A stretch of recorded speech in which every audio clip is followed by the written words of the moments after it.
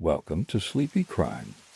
Before we begin tonight's case, I'd love to know where are you watching from right now. I'm always amazed to see how these stories reach people all over the world. And if you enjoy these quiet, late-night dives into true crime, make sure to like this video and subscribe so you won't miss the next one. Now, take a moment to get comfortable. Whether you're lying in bed, wrapped in a blanket, or sitting in a dimly lit room with your headphones on, let the outside world fade away. Let your breathing slow.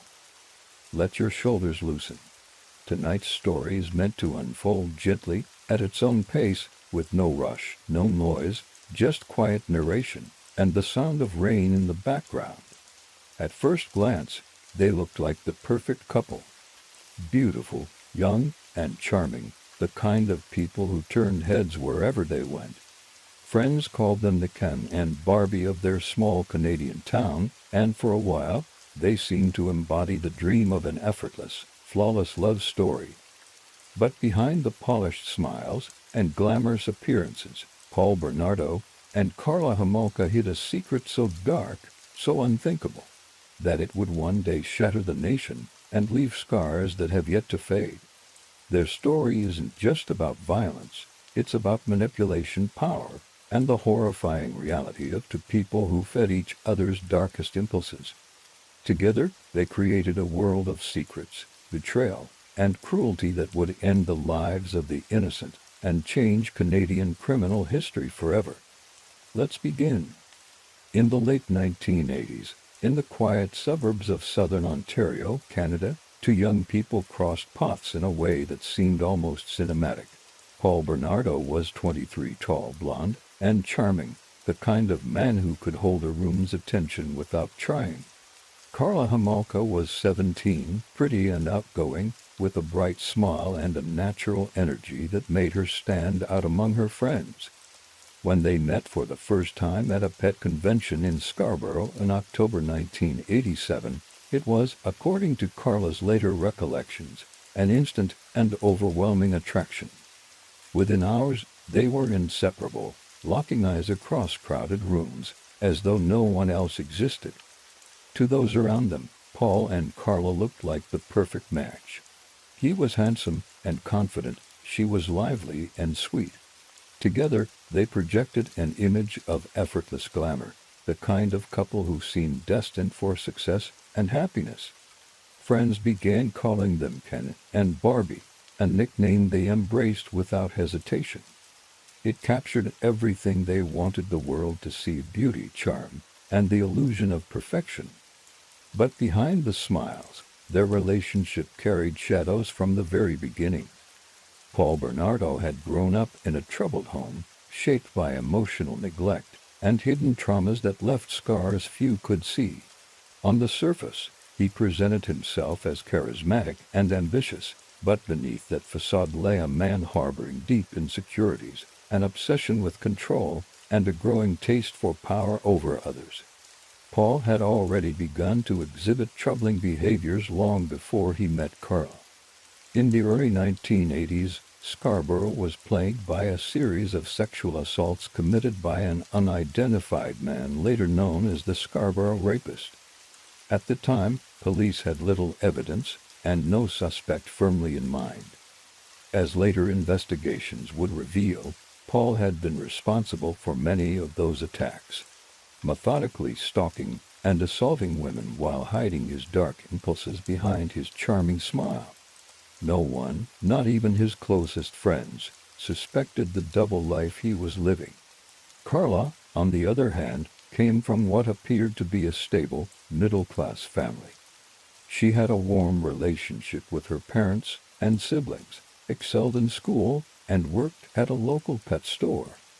Those who knew her described her as spirited, rebellious at times, but not someone anyone imagined would become entangled in violence. Yet when she met Paul, something shifted. His confidence drew her in, and his intensity fascinated her. Where others might have been frightened or repelled by Paul's darker edges, Karla seemed captivated by them. Their relationship progressed quickly. Within weeks of meeting, they were spending nearly every waking hour together. Karla's friends noticed changes in her behavior almost immediately. She became quieter, more withdrawn, less interested in the activities she once loved. She deferred to Paul in subtle but telling ways, adopting his preferences, echoing his opinions, and allowing him to set the tone for their interactions. Paul, meanwhile, began revealing pieces of his personality to Karla that he kept hidden from everyone else. He confided in her about his fantasies, violent, controlling scenarios that shocked her at first but soon became normalized in their private world. Karla not only tolerated these admissions, she embraced them. Over time, their dynamic evolved into one where Paul as dominance and Karla as compliance became central to their bond. This merging of desire and control created a dangerous feedback loop between them. Paul pushed boundaries, and Karla adapted to them. The deeper she became involved, the harder it was to separate her identity from his. What began as attraction and infatuation slowly transformed into dependency, and in that dependency, the line between love and complicity blurred. By early 1988, Paul was spending more time at the Homolka family home, integrating himself into their lives with practiced charm. Karla's parents liked him, seeing only the polite, ambitious young man he presented himself to be. He laughed at their jokes, helped around the house, and played the part of the perfect boyfriend. No one suspected that beneath the surface, the relationship between Paul and Karla had already begun to cross into unsettling territory. Karla's younger sister, Tammy, adored Paul. To her, he was the ideal older brother figure, fun, confident, and attentive. She had no reason to fear him, no hint of the danger that lingered behind his easy smile. For Paul, though, Tammy represented something different entirely, temptation. In private, he confessed his attraction to Karla's 15-year-old sister, and disturbingly, Karla didn't react with outrage. Instead, she began entertaining his obsession, further entangling herself in his increasingly twisted fantasies. This moment, when Karla chose to accommodate rather than reject Paul as desires, marked the beginning of their descent into darkness together. For Paul, it was validation that his boundaries could keep stretching without consequence. For Karla, it was the first significant step away from her former self and toward the person she would become under Paul's influence. Throughout 1988 and into 1989, their relationship intensified. They became engaged, presenting themselves to friends and family as a fairy tale couple destined for a perfect future together. Photographs from this period show them smiling, glamorous, seemingly happy, images that would later appear in newspapers and documentaries as symbols of the horrifying contrast between perception and reality. Behind closed doors, though, Paul's violence escalated. He continued attacking women around Scarborough, assaults that would later be connected to him through DNA evidence. Karla knew more than she admitted, aware of his late-night absences and cryptic explanations, but rather than leaving him or alerting anyone, she stayed.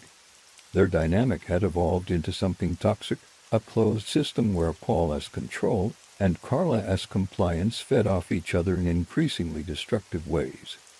By the time they married in 1991, Paul Bernardo and Karla Homolka had built an image so convincing that few could have imagined the darkness within it. But beneath the polished surface of their carefully curated lives, the seeds of their future crimes had already been planted. Together, they were about to cross a line from secrecy into infamy, leaving behind innocence and entering a chapter of Canadian history that would haunt the nation for decades. The world still saw them as Ken and Barbie, beautiful, young, and touchable. But inside their private reality, Paul and Karla were beginning to craft a nightmare from which there would be no return. By early 1989, the image of Paul Bernardo and Karla Homolka as Canada's golden couple had begun to take deeper root. Outwardly, they looked flawless, young, attractive, and seemingly destined for a picture-perfect life together. Friends and family admired them, often pointing to their effortless charm and striking appearance. To most, they embodied romance, success, and the promise of a bright future. But beneath the polished exterior, a far darker reality was taking shape, one defined by manipulation, dominance, and secrets Karla kept even from those closest to her. Bernardo's control over Karla intensified as their relationship deepened. What began as playful flirtation evolved into something more insidious, a dynamic built on power and submission. Paul had always been charismatic, confident, and persuasive, but as time went on, his darker tendencies became more visible. He was obsessive about control, dictating what Karla wore, how she acted, and even how she spoke in public. To friends, these details seemed harmless, signs of a passionate relationship. To Karla, they became the walls of a prison she didn't yet realize she was entering. Karla's compliance wasn't immediate, but it grew steadily. Her love for Paul, or perhaps her infatuation with the idea of him, made it easier to excuse his behavior. She viewed his controlling nature as intensity, his temper as passion, his escalating demands as proof of devotion. Over time, her identity began to shift around his expectations, until her wants and desires blurred into his. Meanwhile, Paul's violence beyond the relationship continued. Throughout 1987 and 1988, the Scarborough area had been terrorized by a series of brutal sexual assaults. Women walking alone at night were ambushed, dragged into secluded areas, and attacked. The police warned residents to remain vigilant, but no suspect had been identified. In the community, fear grew as the assaults multiplied. At the time, no one, not even Karla, fully understood the connection between these attacks and the man she'd planned to marry. Privately, however, Paul began revealing pieces of his true self to Karla. He told her about his fantasies, describing them in detail that unsettled her at first, but eventually became normalized within their relationship. Where another partner might have recoiled or walked away, Karla adapted. Her willingness to indulge Paul's desires only deepened his grip over her, transforming her from a passive participant into someone increasingly complicit. As the months passed, Paul's behavior became more volatile. He grew frustrated with the boundaries society placed around him, resenting any form of rejection or denial. He began directing his anger toward Karla, introducing emotional manipulation alongside his obsessive control. He alternated between affection and cruelty, creating a cycle of dependency where Karla constantly sought his approval, terrified of losing him yet trapped by his demands. It was during this period that Paul's fixation on Karla's younger sister, Tammy Homolka, intensified. Tammy was just 15, cheerful, innocent, and completely unaware of Paul's growing obsession. He began making comments to Karla about Tammy's appearance, couching them as jokes but repeating them often enough to leave no doubt about his intent. Shockingly, instead of rejecting these advances outright, Karla's response revealed just how deeply she had absorbed Paul's influence.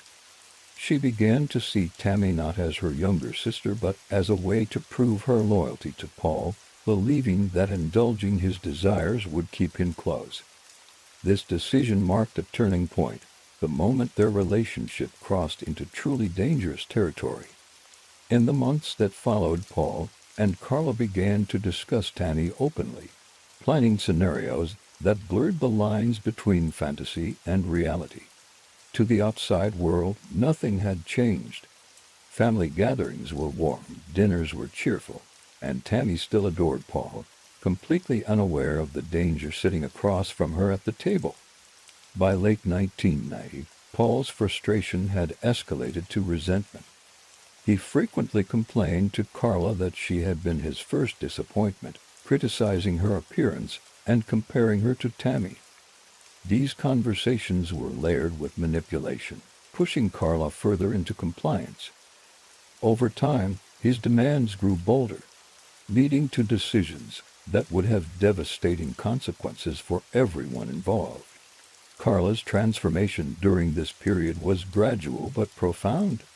Once an independent, spirited teenager, she became increasingly dependent on Paul for validation. Friends noticed the changes. She withdrew from her social circles, became less confident in conversations, and stopped sharing details about her life. While some assumed it was simply the effect of an intense relationship, others sensed something darker but lacked the context to intervene. By 1991, the couple's engagement became official. Friends and family celebrated, unaware of the toxic undercurrents beneath their picture-perfect image. The Homolka family embraced Paul wholeheartedly, seeing only the polished surface he presented. Tammy, still trusting him completely, continued to spend time with her sister and future brother-in-law, never suspecting the dangerous fixation he harbored. Behind closed doors, however, Paul's impulses grew more extreme. He had begun showing Karla new levels of aggression, experimenting with control in ways that pushed boundaries further than ever before. Karla, now fully entwined in his world, rarely resisted. To her, keeping Paul satisfied became synonymous with keeping him, and that fear of losing him outweighed every instinct to protect herself, her family, or the people around her. By the end of this period, the path they were on had become irreversible. The private fantasies, the manipulation, the secrecy, all of it had been building toward something catastrophic. The bond between Paul and Karla, once fueled by infatuation, had evolved into something darker, a shared reality where morality dissolved and dangerous desires took precedence over everything else. From the outside, they were still Ken and Barbie, beautiful, enviable, admired. But inside their relationship, the cracks had deepened beyond repair. The choices they were about to make would shatter families, destroy lives, and reveal the horrifying depths of what two people bound by obsession and secrecy were capable of doing together. By the winter of 1990, the relationship between Paul Bernardo and Karla Homolka had entered a stage where desire, manipulation, and control merged into something profoundly dangerous. To the outside world, they were still the perfect couple, Ken and Barbie, admired by friends, trusted by family, adored by those who knew only their smiles and charm. But inside their private world, Paul's obsession with Karla's younger sister, Tammy Homolka, had escalated beyond disturbing fantasies. What began as inappropriate comments became a fixation that Paul returned to again and again, until it became the foundation of one of the most shocking and heartbreaking events in Canadian criminal history. Tammy was 15 years old at the time. She was lively, innocent, and, like most younger sisters, looked up to Karla. She loved having Paul around, viewing him as fun and protective, unaware that behind his friendly gestures, he was consumed by thoughts she could not imagine. Karla, trapped in Paul's manipulative web, did not act to protect her sister. Instead, she began rationalizing his obsession as a way to keep him satisfied, a choice that would set the stage for tragedy. Paul began pressuring Karla relentlessly. He claimed that Karla had been his first disappointment, constantly comparing her to Tammy in ways designed to break down her self-esteem. He told her that if she truly loved him, she would share Tammy with him, convincing her that giving him access to her younger sister would prove her loyalty. Karla, now fully enmeshed in Paul's psychological grip, agreed. In December 1990, just days before Christmas, Karla stole a bottle of halothane, a powerful anesthetic, from the veterinary clinic where she worked. Together, she and Paul planned to use it on Tammy while the rest of the family slept. The idea was as calculated as it was monstrous. Tammy would be rendered unconscious, giving Paul the opportunity to fulfill his obsession without her knowledge. Karla convinced herself it would be harmless. that Tammy wouldn't even know it had happened. It was a lie she told herself to reconcile her actions, one that would shatter everything she thought she understood about loyalty, family, and love. On December 23, 1990, Paul and Karla hosted a small holiday gathering at the Homolka family home. Tammy laughed, danced, and joked with her sister and future brother-in-law, completely unaware of what they had planned for later that night. As the evening wound down and Karla's parents went to bed, Tammy, Paul, and Karla stayed in the basement rec room, drinking and watching movies. Paul handed Tammy spiked drinks laced with sedatives, and she grew drowsy without suspecting anything was wrong. Once Tammy began to lose consciousness, Paul and Karla acted. Using the halothane-soaked cloth, Karla held it over her sister's face while Paul restrained her. Within minutes, Tammy was fully unconscious. Paul then assaulted Tammy while Karla watched, a moment that marked the complete erosion of moral boundaries in their relationship. But what neither of them anticipated was how dangerous halothane truly was. At some point during the assault, Tammy began vomiting while still unconscious. In a panic, Paul and Karla tried to revive her, but the damage had already been done. By the time they called for help, Tammy was no longer breathing. When emergency responders arrived, they found Paul and Karla distraught but strangely composed. Karla, covered in tears, explained that Tammy had simply had too much to drink and passed out. Paul backed up the story convincingly, presenting himself as a protective brother-in-law devastated by the sudden accident. The paramedics attempted resuscitation, but it was too late. Tammy Homolka was pronounced dead at just 15 years old. The coroner's report concluded that Tammy had choked on her own vomit after consuming too much alcohol, a tragic accident, they said. The bruising on her face, caused by the halothane cloth, was attributed to chemical burns. With Paul and Karla's story aligning perfectly, no one suspected foul play. The family mourned together, oblivious to the horrifying truth. But for Paul and Karla, Tammy's death became a turning point. Rather than shocking them into guilt or remorse, the incident emboldened them. They had committed an unthinkable act to escape suspicion entirely, and convinced themselves they could control not only the narrative but the outcomes of their actions.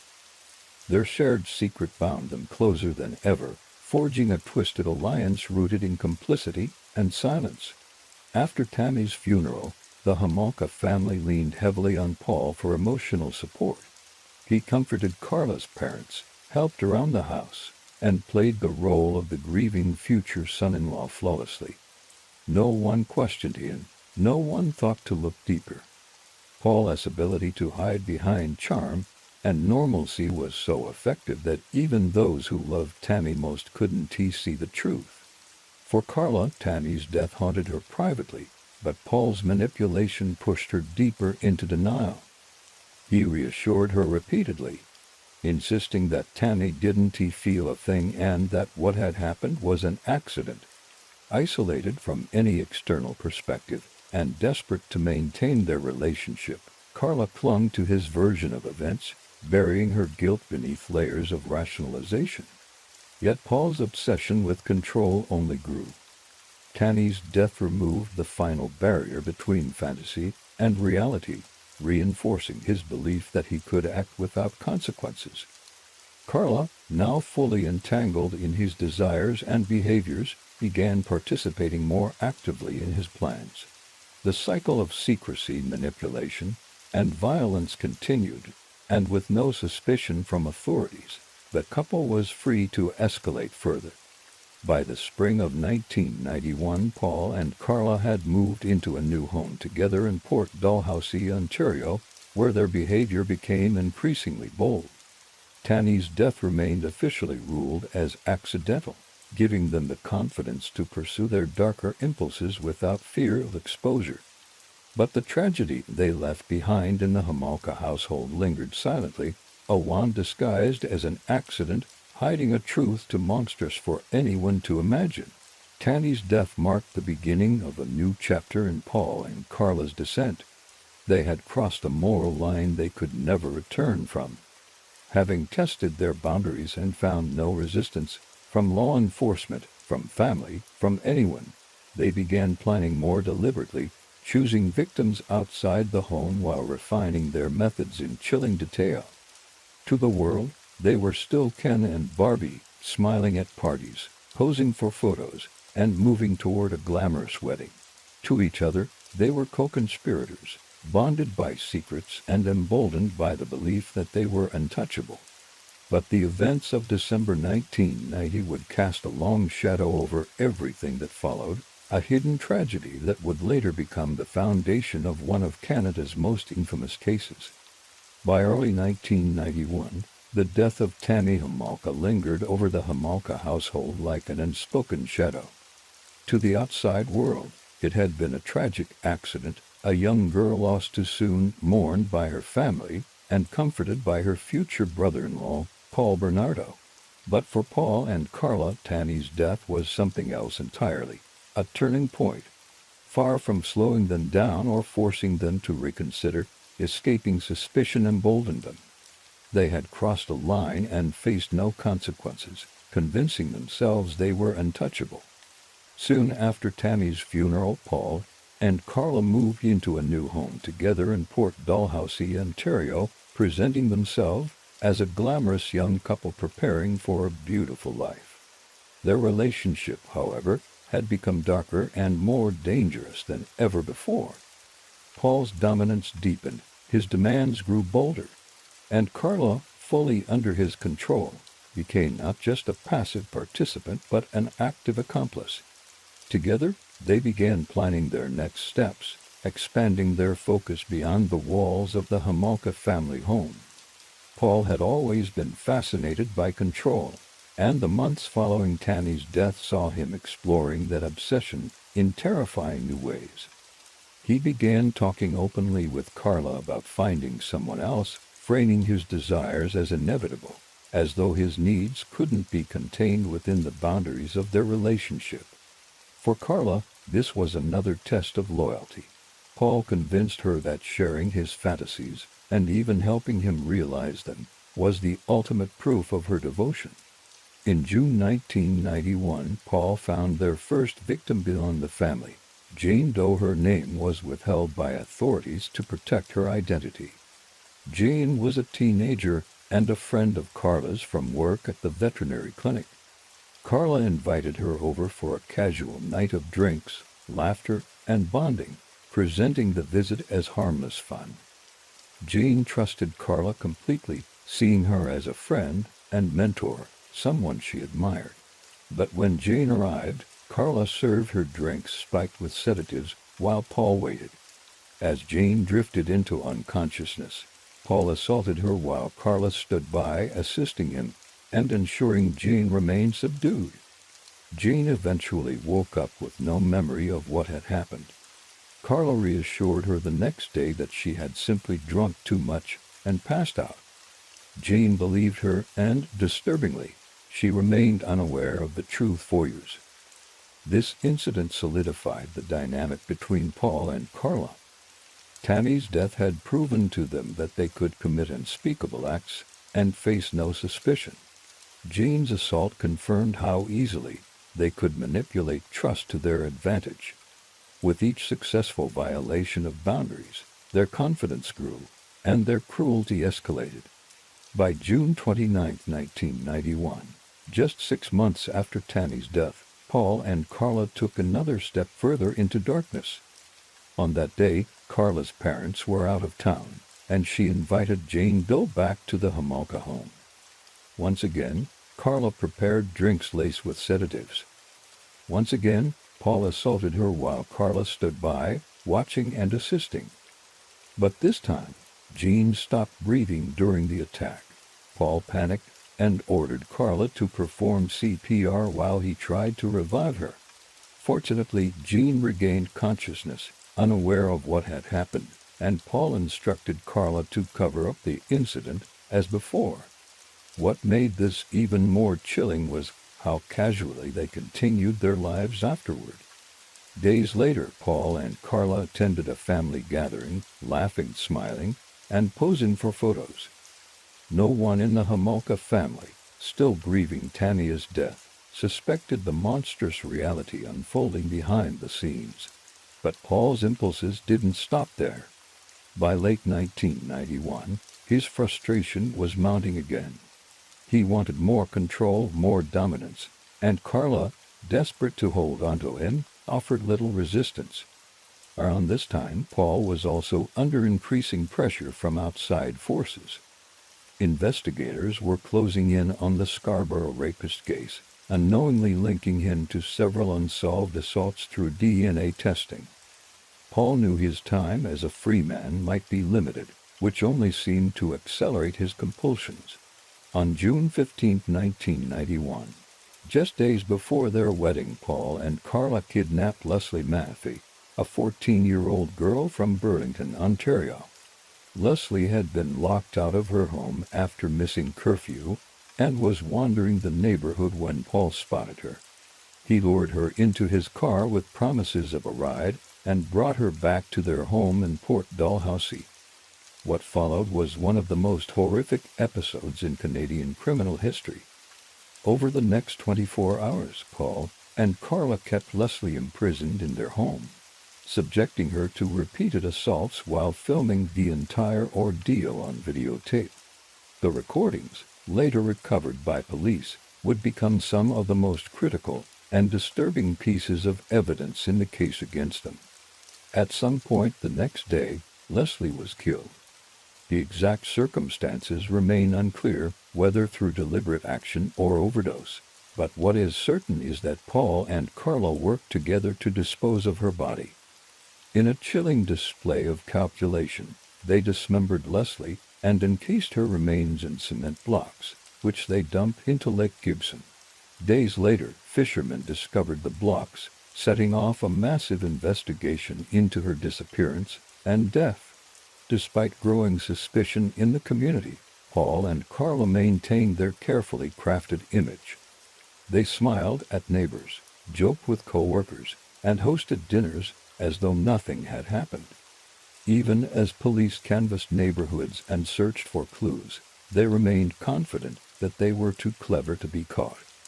But Paul's escalating violence and arrogance were creating cracks in their carefully constructed facade. He began openly boasting to Karla about his exploits, flaunting his power over their victims and over her. Karla, meanwhile, was beginning to experience her own growing fear, not just of losing Paul, but of becoming his next target if she ever defied him. By the end of 1991, the couple's descent into depravity was accelerating at a frightening pace. They had committed multiple assaults. Tanya was dead, Jane Doe had been violated twice, and Leslie Maffey had been murdered and discarded like refuse. Yet Paul and Karla walked freely, confident in their ability to manipulate everyone around them. The tapes they recorded, however, would become their undoing. Hidden carefully in their home, those videos preserved undeniable evidence of their crimes, proof that no manipulation, no charm, and no lies could erase. It was only a matter of time before investigators connected the dots. And when they did, the truth about Paul and Karla's secret life would shock the entire nation. By the spring of 1992, the darkness surrounding Paul Bernardo and Karla Homolka had deepened into something that even they could no longer fully control. The death of Tanya Homolka, the assaults on Jane Doe, and the horrific murder of Leslie Maffey had already set them on a path from which there was no turning back. But Paul's compulsion for dominance and Karla's growing desperation to keep him satisfied ensured that the violence would continue. Their next victim, Kristen French, would bring them closer than ever to exposure and ultimately set in motion the unraveling of their carefully maintained facade. Kristen French was 15 years old, a bright, cheerful teenager from St. Catharines, Ontario. She was known for her intelligence, her love of music, and her close-knit group of friends. On April 16, 1992, Kristen left her school, Holy Cross Secondary, to walk home. She took the same route almost every day, following a quiet street lined with houses and small shops. It was broad daylight, a Thursday afternoon, the kind of time and place where safety is taken for granted. But Paul and Karla had been watching her. They had been driving through the area when they spotted Kristen and quickly devised a plan. Paul pulled their car into a nearby church parking lot, and Karla stepped out, carrying the map and pretending to be lost. As Kristen walked past, Karla called out, asking for directions. Kristen, being polite and helpful by nature, stopped to assist her. In that moment of hesitation, Paul came up from behind, forcing her into the car while Karla restrained her. Within seconds, Kristen was gone. Witnesses would later report seeing a pale, distressed girl being pulled into a beige Nissan by two adults, but at the time, no one understood the danger. By the time Kristen's parents realized she hadn't come home and contacted authorities, Paul and Karla had already taken her back to their home in Port Dalhousie. What followed over the next 3 days was captured on videotape, recordings that would later become some of the most harrowing evidence in Canadian criminal history. Paul and Karla held Kristen captive, subjecting her to repeated assaults while filming the entire ordeal. The tapes revealed Karla's active participation, not just as an accomplice but as someone directly involved, reassuring Kristen at times before turning cold and complicit seconds later. Unlike their previous victims, Kristen's captivity was marked by prolonged psychological torment.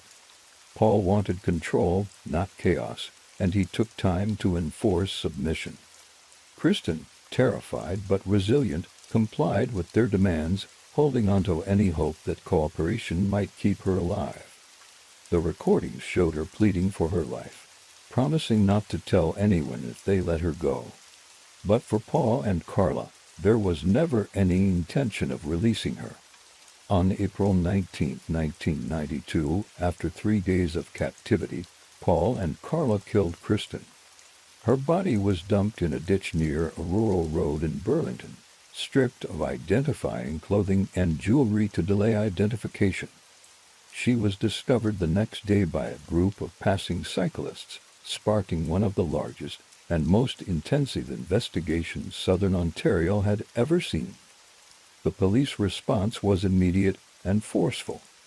Unlike Tammy's death, which had been accepted as accidental, Kristen's murder was different. She had been abducted in daylight, witnesses had seen the car, and her disappearance had caused a flurry of public concern.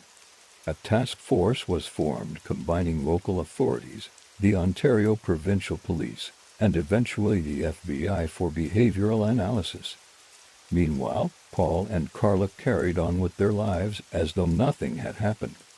Just days after Kristen's murder, they attended family gatherings, smiled in photographs, and spoke to neighbors with the same practiced charm they had relied on for years. Karla even returned to work at the veterinary clinic, acting cheerful and composed, while Paul continued presenting himself as a friendly, charismatic young man. But cracks were beginning to form in their carefully curated facade. DNA evidence from the Scarborough rapist cases was now being processed, and Paul's name had surfaced as a potential match based on previous tips and reports. At the same time, Karla's family was beginning to notice changes in her, subtle but undeniable shifts in her demeanor, her distance, and her quiet fearfulness around Paul. Paul's growing volatility only worsened matters.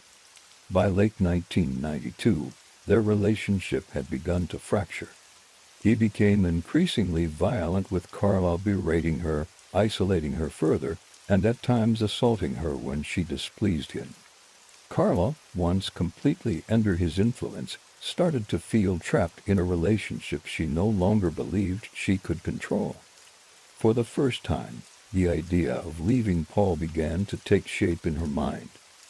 It was during this period that the discovery of the videotapes, hidden inside their home, would set everything into motion. The police hadn't yet found them, but Karla knew what they contained. Every moment of cruelty, every assault, every murder they had committed together was preserved on those tapes. As the investigation into Kristen French's murder intensified, the weight of what was coming began to close in. The media frenzy surrounding the case exploded when investigators connected Kristen's death to the earlier murder of Leslie Maffey. The similarities were impossible to ignore. Two teenage girls abducted in suburban neighborhoods, held captive for days, subjected to unimaginable violence, and killed. The public was terrified, and pressure on law enforcement mounted with each passing day. Paul and Karla's secret life was beginning to unravel, but neither of them realized how close the investigation was getting. Surveillance of Paul increased quietly, and police began interviewing his friends, neighbors, and colleagues.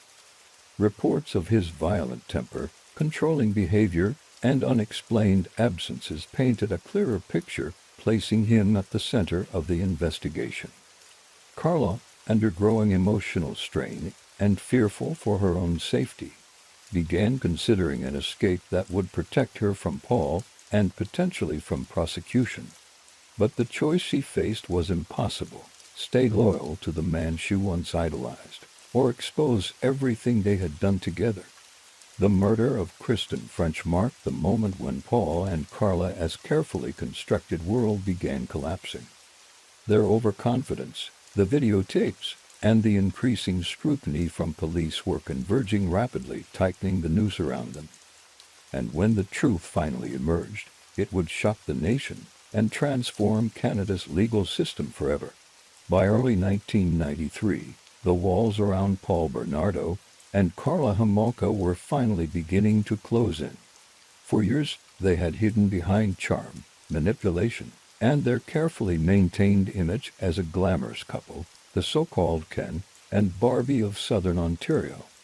But the murders of Leslie Maffey and Kristen French, combined with Paul's violent assaults and mounting suspicions, had pushed investigators to intensify their focus on the pair.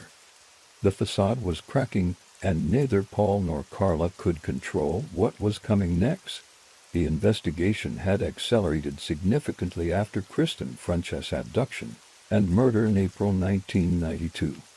Witness reports placed a beige Nissan at the scene, and Paul's name, already tied to several tips in the Scarborough rapist case, surfaced repeatedly during background checks.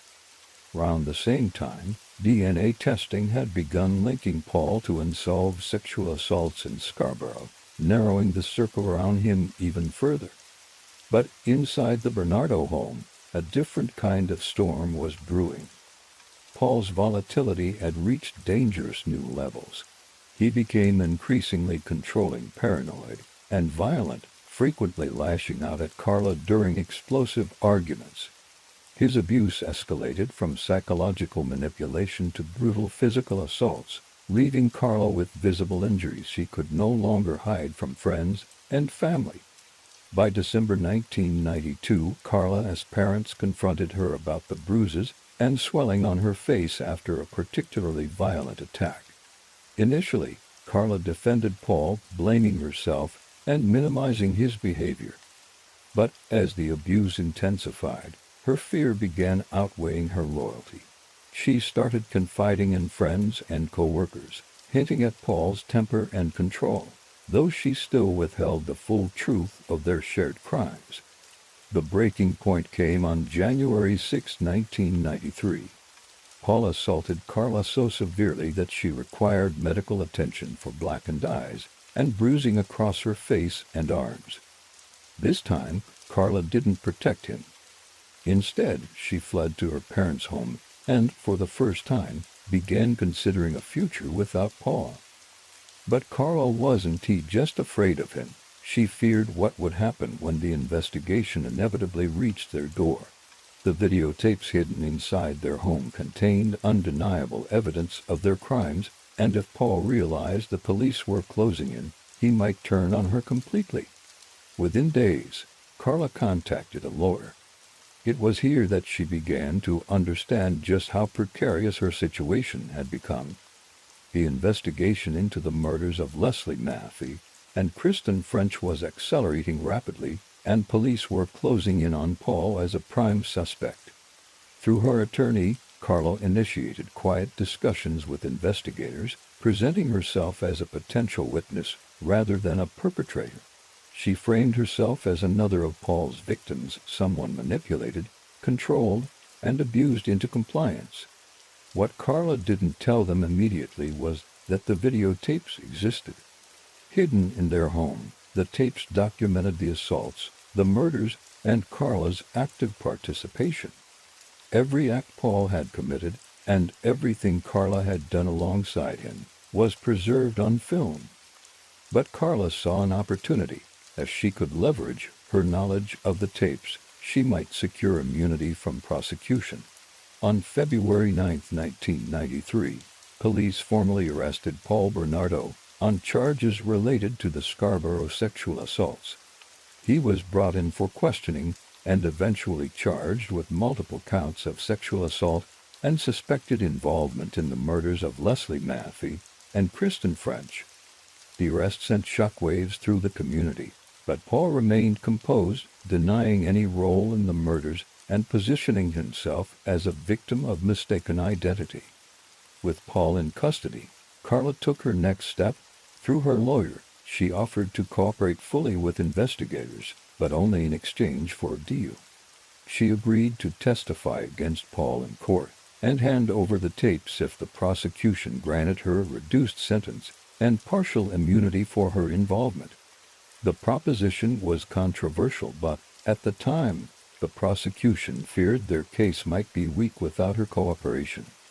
They agreed to the so-called deal with the devil. Shortly afterward, Karla revealed the existence of the videotapes. Investigators searched the Bernardo home and discovered several hidden recordings, videos that would change the trajectory of the entire case. What they found was worse than anyone expected. The tapes confirmed not only Paul's guilt but Karla's active participation. They showed Karla helping lure victims, preparing sedatives, restraining girls, and in some instances, directly assaulting them alongside Paul. The recordings shattered the narrative Karla had carefully crafted of being a passive victim manipulated by a violent partner. When the contents of the tapes were revealed in court, they horrified investigators, prosecutors, and the public alike. The imagery was so disturbing that only a handful of people were ever permitted to watch them in full. Instead, heavily edited summaries were read aloud during the trial. Even so, those summaries painted a vivid picture of cruelty, manipulation, and calculated violence that shocked the nation. Public outrage exploded when it became widely known that Karla had secured a plea bargain before the tapes were reviewed in detail. People were furious that someone who had played such an active role in the crimes would serve a reduced sentence. Newspapers ran headlines calling it one of the most controversial deals in Canadian legal history. To this day, many refer to it as the deal with the devil. With the tapes in hand and Karla's testimony secured, prosecutors built a devastating case against Paul Bernardo. The combination of DNA evidence linking him to the Scarborough assaults, witness statements, physical evidence from the crime scenes, and the recordings themselves formed an unshakable foundation for conviction. For Karla, however, the deal didn't come without consequences. The court of public opinion turned sharply against her. Families of the victims called her manipulative, deceitful, and just as responsible as Paul, while legal experts debated whether the prosecution had been reckless in offering leniency without fully understanding her role. Despite this, the deal stood, and Karla became a star witness against the man she once idolized. The arrest of Paul Bernardo and the discovery of the tapes marked the beginning of the end for one of Canada's most infamous cases. The nation, gripped by outrage and disbelief, prepared for a trial that would expose the darkest details of the so-called Ken and Barbie Killers, a name that now felt grotesquely ironic. But before the trial could begin, Prosecutors needed to navigate one of the most challenging legal and ethical dilemmas in Canadian history: how to secure justice for the victims while honoring the pool, a bargain that had enraged the public. In the next phase, the shocking details of the tapes, Karla's testimony, and Paul's carefully crafted facade would collide in a courtroom spectacle that the country would never forget. By the summer of 1995, Canada braced for one of the most infamous trials in its history. The arrest of Paul Bernardo in February 1993, the discovery of the videotapes, and Karla Homolka's controversial plea bargain had already shocked the nation. But as the trial began, the full extent of the horrors committed by the so-called Ken and Barbie Killers would finally be revealed to the world, and the courtroom would become the stage for devastating truths, haunting images, and outrage that still echoes today. The trial opened on May 18, 1995, at the Ontario Court of Justice in Toronto, under extraordinary security measures. Media coverage was relentless. Reporters from across Canada and the United States filled the streets outside the courthouse, cameras capturing every arrival, every statement, and every glance from the key players. The prosecution's case rested on three core pillars: the videotapes, the DNA evidence, and Karla Homolka's testimony. Together, these pieces would expose years of manipulation, cruelty, and calculated violence. The videotapes were, without question, the most significant evidence. They captured Paul and Karla in their home with Leslie Maffey, Kristen French, and Gein documenting the assaults in harrowing detail. Because of their disturbing content, the tapes were not shown to the public. Instead, edited transcripts and summaries were read aloud in court. Even so, what was described left jurors and attendees shaken. The summaries revealed not just Paul's violence but Karla's active participation, her calm instructions to victims, her involvement in restraining them, and in some cases, her direct participation in the assaults. The court heard, in painful detail, how Leslie Maffey had been abducted, restrained, and filmed before her murder, and how Kristen French had endured days of captivity and psychological torment before being killed. The recordings showed moments where Karla reassured the girls with gentle tones, only to shift seconds later into cold complicity. To many following the trial, these details destroyed the narrative Karla had built, that she had been nothing more than a terrified, abused partner under Paul's control. But the prosecution stood by their decision to use her as a witness. Without her cooperation and the tapes she revealed, they argued, Paul might never have been successfully convicted. Prosecutors carefully framed Karla as someone who had been manipulated into compliance, while emphasizing Paul's dominance and escalating violence. DNA evidence presented during the trial sealed Paul's connection to numerous crimes. Samples taken from him matched multiple assaults in the Scarborough rapist investigations, finally linking him definitively to attacks that had terrorized Toronto's suburbs for years. This pattern of violence built the foundation for the prosecution's argument.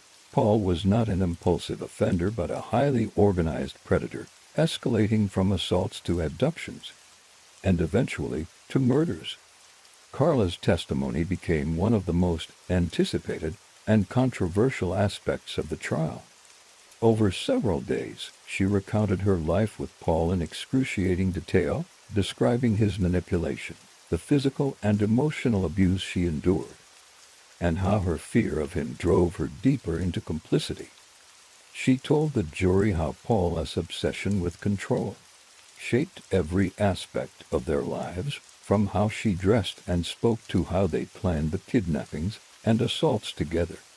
But under cross-examination, the defense sought to dismantle her credibility.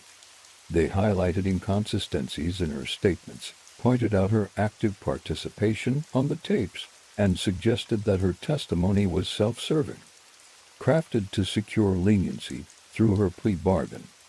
At several points, The defense played clips from the tapes contradicting Karla's portrayal of herself as a passive, terrified victim, showing moments where she acted with apparent willingness. The prosecution countered by emphasizing the broader pattern of coercive control, arguing that years of psychological manipulation and abuse could explain Karla's compliance. While the jury weighed her words, the public reaction outside the courtroom was less forgiving.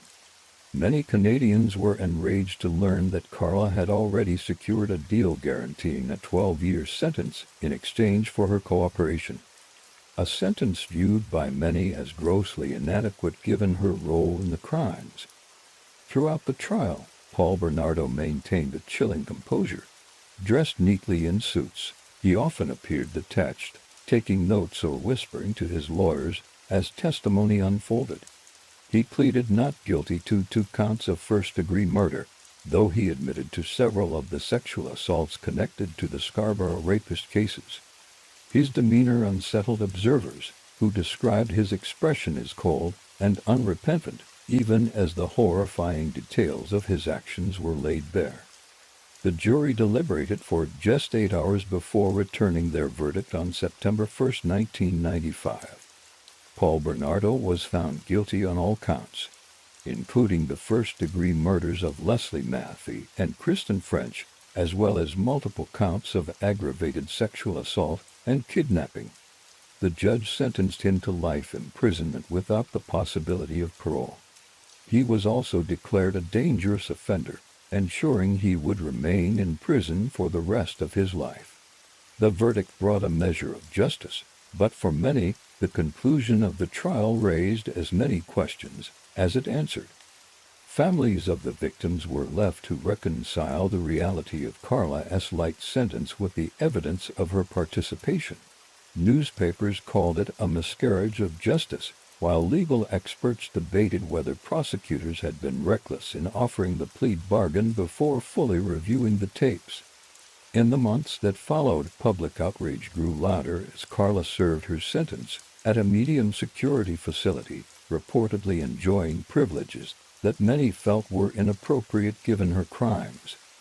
Documentaries, news specials, and books dissected every detail of the case, examining how 2 people seemingly ordinary, attractive, and admired could commit acts so calculated and cruel.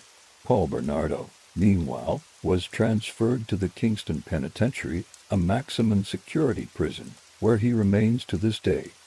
Over the years, he has applied for parole multiple times, each request met with intense public opposition, and ultimately denied. The families of Leslie Mathey and Kristen French continue to attend hearings, ensuring that the memory of their daughters remains at the center of the fight to keep Paul incarcerated.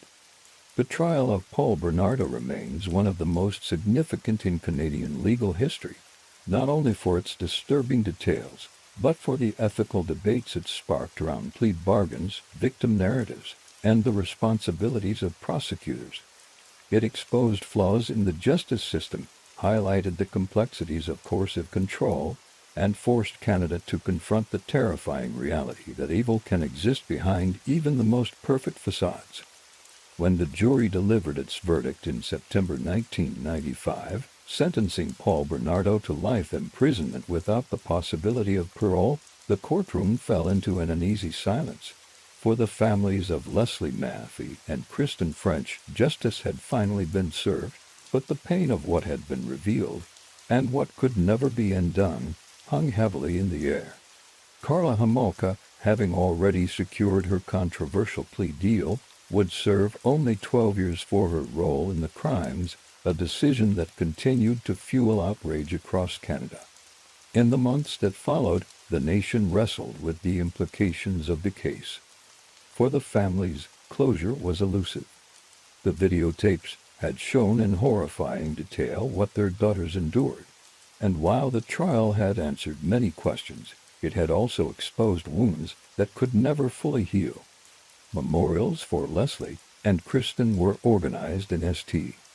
Catharines, where thousands gathered to grieve, share memories, and stand in solidarity against the brutality that had taken their lives. Their faces became symbols of innocence lost, their names forever etched into Canada's collective memory. Paul Bernardo was transferred to Kingston Penitentiary, a maximum security prison, where he would begin his life sentence under strict conditions. Even behind bars, he remained unrepentant, refusing to admit guilt beyond what the videotapes forced him to confront. He filed multiple appeals, claiming errors in the legal process, but each was swiftly denied. In later years, his parole requests would spark widespread protests, with thousands signing petitions to keep him incarcerated. Every hearing was met with the same result: Paul Bernardo would never walk free again. For Karla Homolka, however, the story was more complicated. After completing her sentence in 2005, she was released under heavy public scrutiny. Her attempt to rebuild her life was met with protests, threats, and relentless media attention. Communities debated whether she should be allowed to integrate back into society, and many remained convinced that her punishment had never matched the gravity of her role in the crimes. Even decades later, her name continued to provoke anger and disbelief, and her presence anywhere sparked renewed outrage. The impact of the Bernardo Homolka case extended far beyond the courtroom. It forced Canada to examine the nature of plea deals, the ethics of trading leniency for testimony, and the limitations of the justice system in cases involving shared guilt. The term "deal with the devil" became synonymous with Karla's agreement, shaping legal debates for years to come. Prosecutors faced harsher scrutiny in high-profile cases, and investigators adopted stricter protocols when evaluating cooperating witnesses. For the people of southern Ontario, the scars ran deep. Parents became more vigilant, schools introduced stricter safety measures, and neighborhoods tightened their sense of community. The shocking revelation that to seemingly ordinary people, attractive, charismatic, admired, had committed such calculated acts of cruelty shattered the illusion that danger always comes from strangers. It was a wake-up call that evil can hide in plain sight, behind smiles, and within homes that appear safe and loving. The tapes, sealed after the trial, were eventually destroyed in 2001 to protect the dignity of the victims. But their existence remained a ghostly reminder of the suffering endured by Leslie and Kristen. Only a handful of people, prosecutors, investigators, and a few court officials, had ever seen them in full. The decision to destroy them was controversial but necessary, preventing further exploitation while preserving the integrity of the case's documented evidence. Over time, the Bernardo case became more than a crime story; it became a cultural milestone. Books, documentaries, and academic studies analyzed every detail, from Paul's psychological profile to Karla's shifting role from accomplice to manipulator. For criminologists, it provided a grim example of co-offending couples, where mutual dependency and shared fantasies can create a spiral of escalating violence neither partner might have reached alone. But for the families of the victims, the case was never academic. Each anniversary of Leslie and Kristen's deaths brought renewed pain. Parents spoke at schools and conferences about the dangers of misplaced trust, using their tragedy to educate others. While no amount of justice could restore what was lost, their advocacy ensured that their daughters' names became symbols not only of horror but of change. Decades later, the case still haunts Canada. When Paul Bernardo applied for parole in 2018, and again in 2023, the outcry was immediate and overwhelming. Families of the victims attended hearings in person, speaking with quiet strength about the devastation he caused, ensuring their voices remained at the center of the narrative. Each time, parole was denied, reaffirming the life sentence that had been promised in 1995. For many, though, the lingering question was how two people could descend into such darkness together. Paul's sadism was evident, but Karla's transformation from an ordinary teenager into a willing participant remains one of the most disturbing aspects of the case. Psychologists debated the roles of manipulation, fear, and desire, but no explanation ever fully satisfied the public. To this day, Karla's involvement divides opinion, and the controversy surrounding her release lingers in every community she enters. And yet, as chilling as this case was, it is not unique in the annals of true crime. While Paul and Karla's story shocked Canada, history has seen other individuals whose crimes were just as horrifying, hidden beneath masks of normalcy until the truth emerged. In some cases, these individuals didn't share their secrets with a partner, they carried them alone, constructing private worlds of obsession and terror within seemingly ordinary lives. One such case unfolded decades earlier in the quiet farming community of Plainfield, Wisconsin. On the surface, it was a small, peaceful town where everyone knew one another and locked doors seemed unnecessary. But within an isolated farmhouse, a lonely man named Gein was building a secret life far stranger and darker than anyone could imagine. When his crimes were finally uncovered, the world would recoil, and his story would inspire some of the most disturbing characters in modern horror. In the fall of 1957, the small farming community of Plainfield, Wisconsin, was the kind of place where people left their doors unlocked, where neighbors borrowed sugar without asking, and where life moved slowly, untouched by the chaos of the outside world. It was the kind of town where everyone knew everyone, or at least they thought they did. Among its residents was a quiet, unassuming man named Gein. To most of his neighbors, Ed was harmless, a little odd, certainly eccentric, but hard-working and polite. He did odd repair jobs, helped with hunting, and lived a solitary life in the weathered farmhouse he had shared with his late mother. Few suspected that inside that isolated house, something unimaginable was taking shape. Ed's story began decades earlier, shaped by a strict, oppressive upbringing that left deep marks on his psyche. Born in 1906, he was raised alongside his older brother Henry by their father George and their domineering mother, Augusta Gein. Augusta was a deeply religious woman whose beliefs bordered on fanaticism. She taught Ed and Henry that the world was filled with sin, that women were instruments of corruption, and that salvation could only be found through isolation and obedience. To Augusta, her boys were her entire world, but her love came with strict control. She discouraged friendships, prohibited relationships, and used guilt and fear to enforce her moral code. Ed, shy and impressionable, absorbed his mother's teachings completely. He idolized Augusta, clinging to her approval and retreating further into isolation under her influence.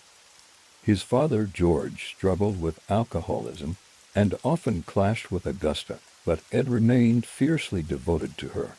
This dependency only deepened after George's death in 1940 and became absolute following Henry's mysterious death in 1944, a death that, to this day, raises unanswered questions. Henry's body was discovered after a marsh fire on the Gein property, his head bearing suspicious bruises. While authorities ruled his death accidental, some investigators quietly wondered if Ed had been involved. Whether by fate or by Ed's hand, Henry's passing left Ed completely alone with Augusta, strengthening their unhealthy bond. When Augusta died in 1945, Ed's world collapsed. For years, she had been his moral compass, his protector, and the center of his existence.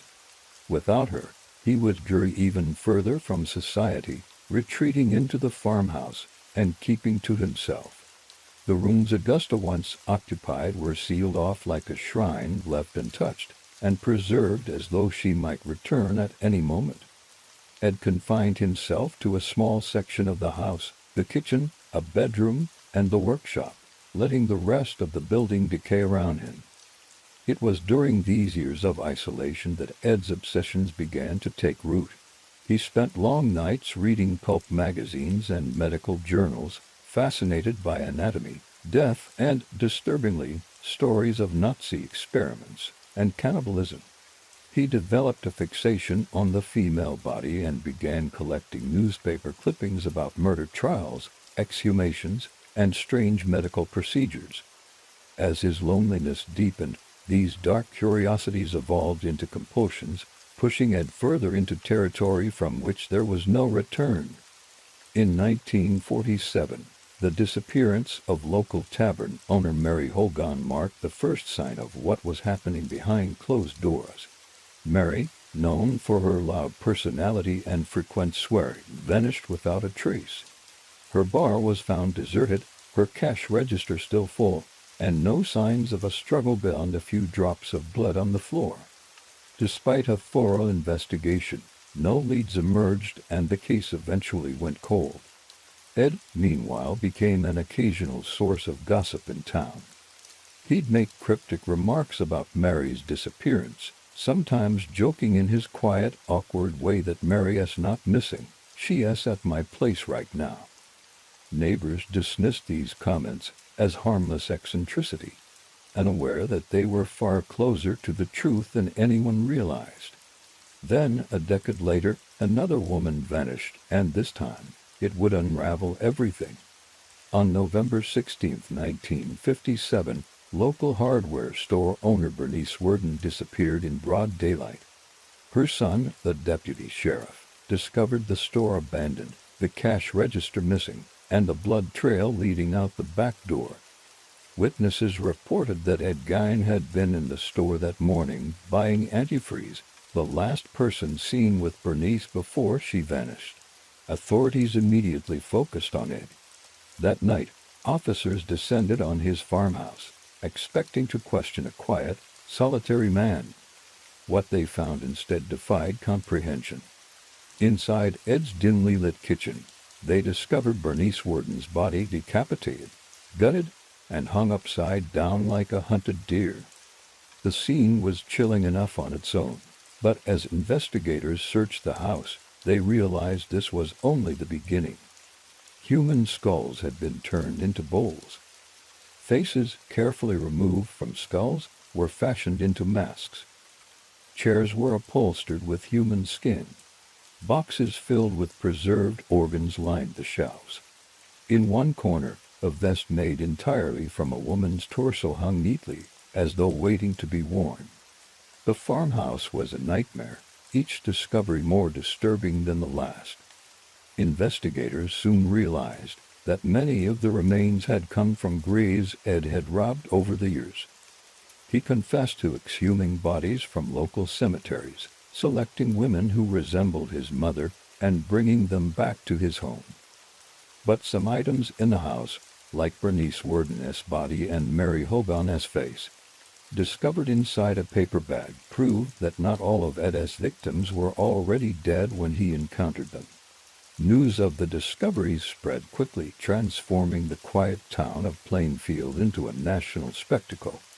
Reporters descended on the community, and within days, Ed Gein became a household name. But for those who lived in Plainfield, the revelations were more than headlines. They were a betrayal of the trust and safety that had defined their small town for generations. Ed was arrested and interrogated, his demeanor eerily calm as he confessed to his grave robbing and killings. He spoke of crafting a woman's suit, a skin-like garment he could wear to become his mother, revealing the depth of his obsession and the distorted grief that had driven his actions. Psychiatrists later diagnosed him with schizophrenia and severe psychosis, deeming him unfit to stand trial. In 1958, Ed was committed to the Central State Hospital for the criminally insane, where he would remain for over a decade. For many, the arrest provided relief, but the scars left by his crimes lingered. Plainfield would never be the same, and the horrors uncovered inside that farmhouse would haunt the town forever. Ed Gein's story would go on to shape modern horror as we know it. His obsession, his macabre trophies, and his distorted relationship with his mother became the inspiration for characters like Mormon Bates in Psycho, Leatherface in the Texas Chainsaw Massacre, and Buffalo Bill in The Silence of the Lambs.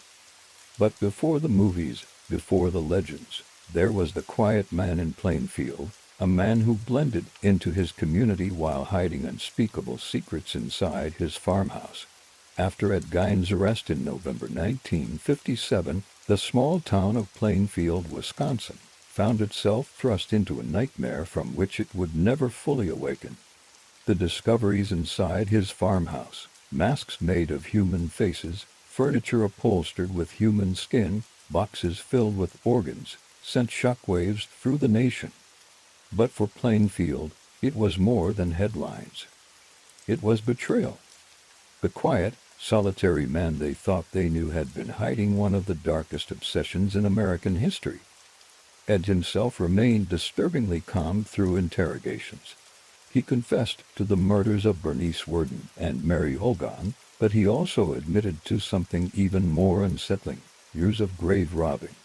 For over a decade, he had visited cemeteries, under the cover of night, exhuming bodies that resembled his mother and taking them back to his farmhouse.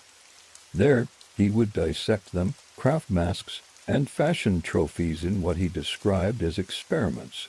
He explained it all matter-of-factly, as though describing chores on the farm. Psychiatrists who evaluated Ed struggled to fully grasp his mental state. They diagnosed him with schizophrenia and severe psychosis, pointing to his obsessive devotion to his mother, Augusta Gein, as the root of his distorted reality. After her death in 1945, Ed's isolation deepened into complete detachment from society. He sealed off her rooms like a shrine, preserving them in perfect condition, while allowing the rest of the farmhouse to decay into chaos.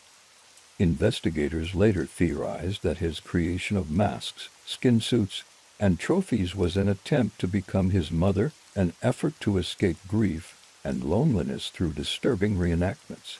In January 1958, Ed was declared legally insane and committed to the Central State Hospital for the criminally insane.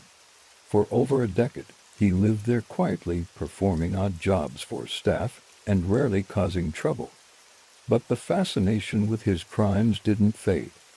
Reporters descended on Plainfield, curious onlookers drove past the farmhouse, and rumors swirled through every diner and hardware store in town.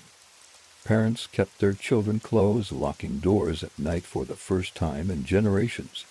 Then, in 1968, Ed was finally declared competent to stand trial for the murder of Bernice Worden.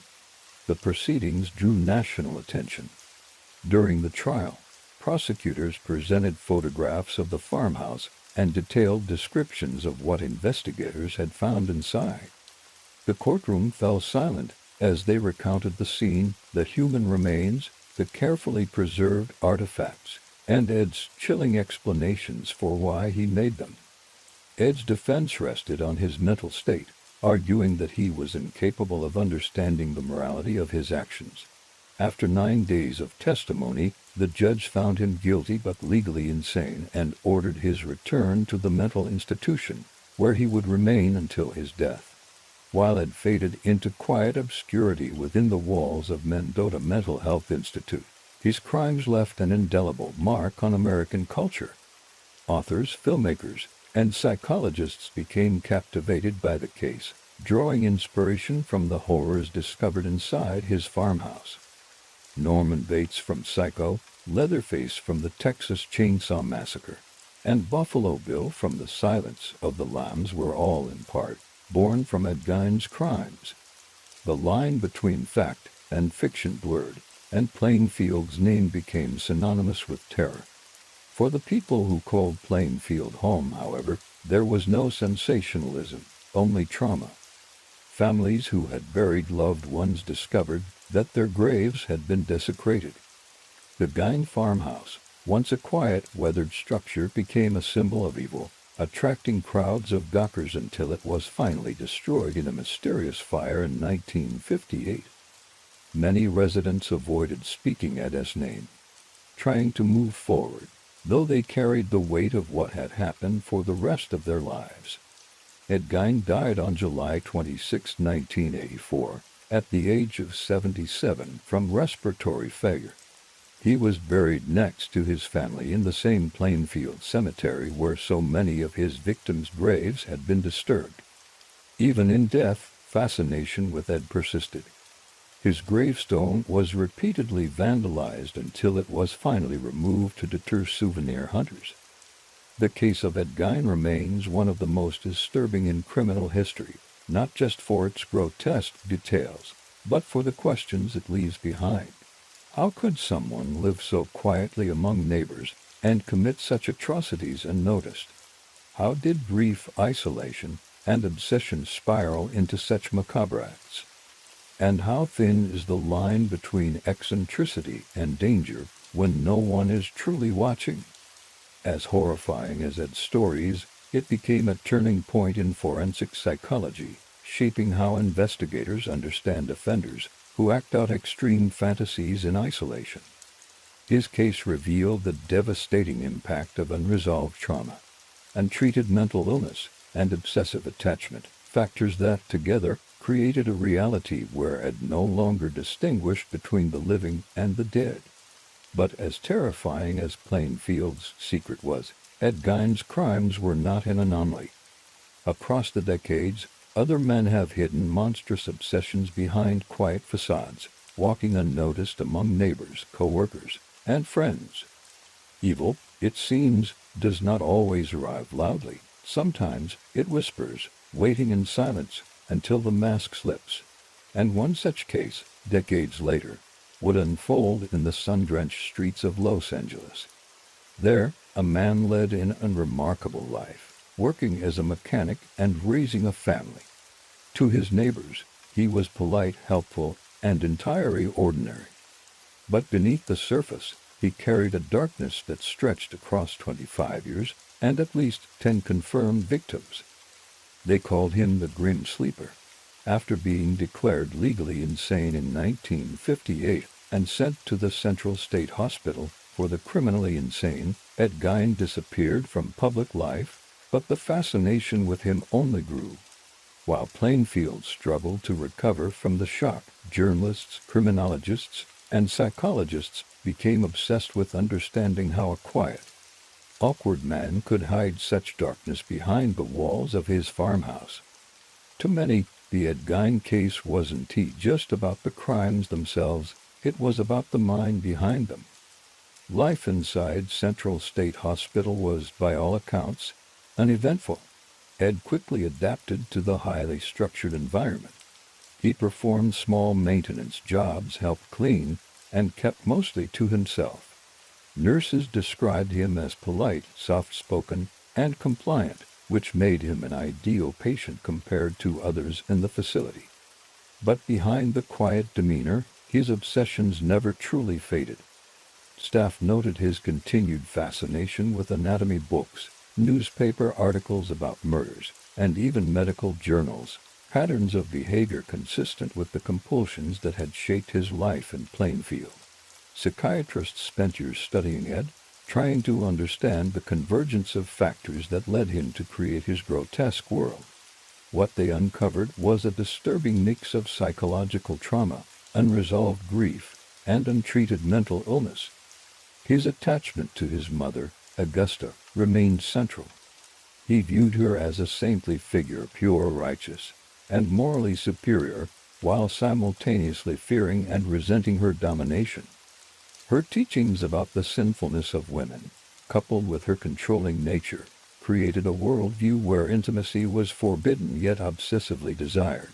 After her death in 1945, Ed's isolation deepened into a private descent where fantasy and reality blurred. The creation of masks, skin suits, and preserved trophies, psychiatrists concluded, wasn't just about curiosity or cruelty. Ed had confessed to wanting to become his mother, to recreate her presence in his life by literally taking on the appearance of women who resembled her. The grave robberies, the crafting of items, and even the murders formed part of an elaborate ritual designed to fill the void left by Augusta's absence. In this sense, Ed's crimes weren't driven purely by violence, but by compulsion, a need to recreate control and connection in a world where he felt powerless and alone. Back in Plainfield, the community tried to rebuild, but the scars ran deep. Families whose loved ones' graves had been desecrated carried anger and shame for decades. The Gein farmhouse, already infamous, became a target for vandalism and morbid curiosity. Tourists came from across the country hoping to glimpse the site where America's most disturbing secrets had been unearthed. Eventually, the house burned to the ground in 1958, just days before it was set to be auctioned off. Officially, the cause was never determined, but many in Plainfield quietly believed it was an act of deliberate destruction, a way to erase the physical reminder of Ed's horrors. Meanwhile, Ed's name continued to surface in unexpected places. 1960 brought Alfred Hitchcock's release of Psycho, inspired by the Gein case. The character of Norman Bates, with his fixation on his mother and his quiet, unassuming demeanor, drew heavily from Ed's life. Years later, Ed would inspire Leatherface in the Texas Chainsaw Massacre and Buffalo Bill in The Silence of the Lambs. Each portrayal amplified his legend, turning him into something larger than life, yet the real Ed Gein remained far more mundane, a lonely, broken man whose crimes grew from obsession rather than grand plans. The mythology surrounding Ed only deepened as more details emerged over time. Police files revealed that Ed kept dozens of newspaper clippings about missing women, murder trials, and wartime medical experiments. He spoke openly to investigators about his grave-robbing missions, explaining how he would enter cemeteries at night, exhume freshly buried bodies, and carefully select parts that resembled his mother. To him, it wasn't desecration, it was reconstruction, a macabre way of bringing her back. But there was a darker reality beneath these admissions. While many of the items in Ed's home came from exhumed bodies, at least 2 women, Bernice Worden and Mary Holgong, were murdered. Investigators remained divided on whether Ed had other victims, given the sheer number of remains discovered in his house. Some argued that Ed wasn't a serial killer in the traditional sense, pointing to his limited number of confirmed murders and his apparent lack of intent to kill for pleasure. Others believed the evidence suggested otherwise, that Ed had far more secrets than he was willing to admit. Ed spent the rest of his life under supervision, first at Central State and later at the Mendota Mental Health Institute, where he was transferred in 1968 after being deemed competent to stand trial but found guilty by reason of insanity. Patients and staff alike described him as quiet, almost forgettable. He attended group therapy, read books about history and science, and helped with simple tasks around the facility.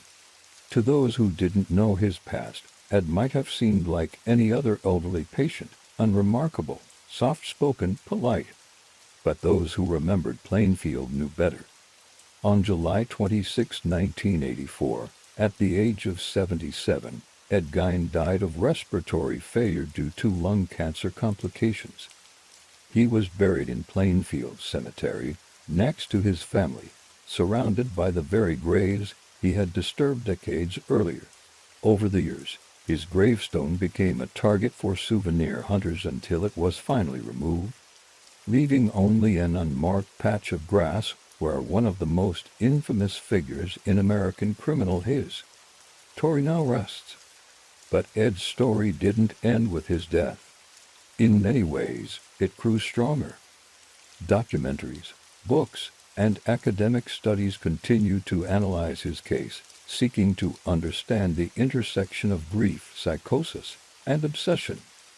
Criminologists study Ed not as a typical murderer but as a rare psychological phenomenon, a man whose crimes stemmed from delusion, compulsion, and fantasy rather than straightforward sadism. His case reshaped how mental illness is considered in criminal proceedings and remains a cornerstone for forensic psychology to this day. For Plainfield, though the legacy is quieter, heavier. Even decades later, residents avoid speaking his name. Some families refuse to visit the cemetery where Ed is buried. Others have moved away, unwilling to live in a place forever defined by a single man's descent into darkness. Yet the questions linger: how many people knew something was wrong? How could someone live among neighbors for decades, hiding atrocities no one imagined? The haunting truth is that Ed Gein was not the last of his kind.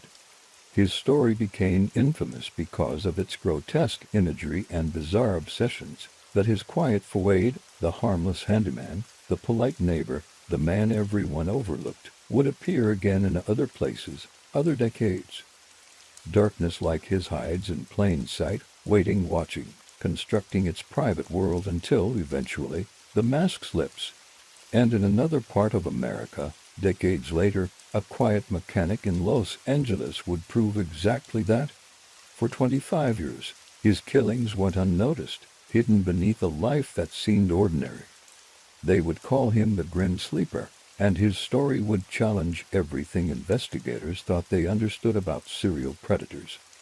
By the late 1960s, more than a decade after the arrest of Ed Gein, the shockwaves from his crimes had yet to fade. In Plainfield, Wisconsin, whispers of his name lingered like a shadow over the town. Families who had once buried their loved ones in peace still struggled with the knowledge that many graves had been desecrated. The farmhouse, which had once stood as a silent witness to his obsessions, was reduced to ashes after a mysterious fire in 1958. Yet despite the physical remnants disappearing, the fascination with Ed's crimes grew stronger every year. Investigators and psychologists continued to revisit the case, attempting to fully understand what had driven an unassuming man to build his own museum of human remains. For many, the question wasn't just about what Ed had done, but how he had managed to exist unnoticed in a small, tight-knit community. He wasn't violent in public, he rarely raised his voice, and he even helped neighbors with odd jobs when asked. His quiet demeanor, polite mannerisms, and work as a handyman made him blend into the background, a quality that would make his story all the more chilling. The details of Ed's compulsions painted a disturbing picture of his psyche. After his mother, Augusta Gein, died in 1945, Ed's isolation deepened into something far darker than simple loneliness. He spent years reading about anatomy, medical experiments, and even cannibalism in obscure magazines. He became fascinated with transformation, the idea that he could somehow become the person he missed most by literally wearing her likeness. The masks and suits made from human skin were not trophies in the traditional sense, they were tools for reconstruction, evidence of his attempt to recreate an emotional connection he had lost. Forensic psychologists studying Ed's case saw his actions as a rare manifestation of severe psychosis intertwined with fetishistic compulsions. They noted that Ed did not view himself as a murderer in the way society defines one. He saw his grave robbing as borrowing from the dead, carefully selecting women who resembled Augusta and preserving their bodies with what he considered respect. Even his murders limited, at least in confirmed cases, to Mary Hogan and Bernice Worden seemed to emerge less from sadistic intent than from opportunity, compulsion, and an inability to distinguish his fantasies from reality. But while Ed remained hidden away in institutions, his story began to evolve into something larger than his life, a cultural myth. In 1960, Alfred Hitchcock released Psycho, a film loosely inspired by Ed's relationship with his mother and his double life. The character of Norman Bates mirrored Ed's isolated existence, his repressed desires, and his haunting attachment to a domineering maternal figure. The film became an instant classic, and with it, the legend of Ed Gein began to take shape. The fascination only deepened in 1974 when the Texas Chainsaw Massacre introduced audiences to Leatherface, a killer who wore masks made of human skin. Unlike the soft-spoken Ed, Leatherface was brutal, violent, and chaotic, but his aesthetic and macabre trophies were direct references to the Plainfield farmhouse. Over the years, Ed's crimes would inspire characters in The Silence of the Lambs, Deranged, and countless books, documentaries, and fictional retellings. Plainfield, meanwhile, struggled under the weight of its infamy. The small farming community became an unwilling tourist attraction, drawing thrill-seekers and true crime enthusiasts from across the country. Residents grew tired of outsiders slowing their cars to gawk at the empty lot where the farmhouse once stood, taking photographs near the cemetery where Ed was buried, and asking invasive questions about the butcher of Plainfield. To this day, many in the town avoid speaking his name aloud, treating the case as an open wound that refuses to heal. Even within mental institutions, Ed remained an object of fascination. Doctors noted that he was an exemplary patient, quiet, cooperative, and never violent, yet he continued to read obsessively about anatomy and transformation. While he no longer had access to the tools or isolation of his farmhouse, his internal world appeared largely unchanged. Patients and staff alike were often unsettled by his calmness when discussing his past. There was no apparent remorse in his tone, no pride, only a detached recounting, as though he were describing someone else's life entirely. When Ed died in 1984 at the age of 77, buried anonymously in the Plainfield Cemetery, the debate over his legacy reignited. Some saw him as a deeply disturbed individual failed by the lack of mental health care in rural America during the mid-20th century. Others viewed him as a calculated predator who used his soft-spoken personality to hide behind society as blind spots. Criminologists, meanwhile, debated whether Ed should even be classified as a serial killer, while his crimes were undeniably horrific. His motivations differed from traditional offenders who kill for pleasure or power. Ed's compulsions were rooted in trauma, delusion, and an obsessive need for connection rather than domination. The Gein case changed criminal psychology forever. It forced experts to reconsider the links between childhood abuse, isolation, obsession, and violent compulsion.